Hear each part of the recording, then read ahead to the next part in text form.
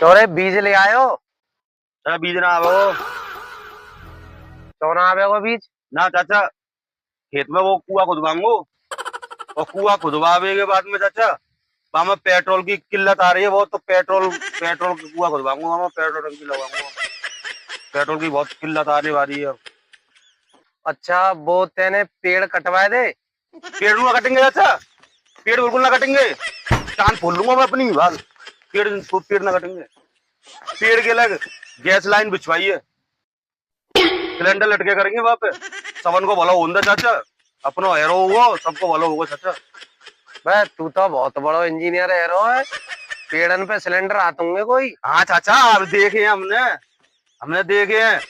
और पड़ोस के गांव में पाइपलाइन बिछाई जा रही है, पाइपलाइन बहुत बढ़िया सिलेंडर की व्यवस्था है। आओ ले जाओ, आओ ले जाओ। ये गुरपाना ले रहा कबूतर। ले तू ऐसा ही करियो हमेशा।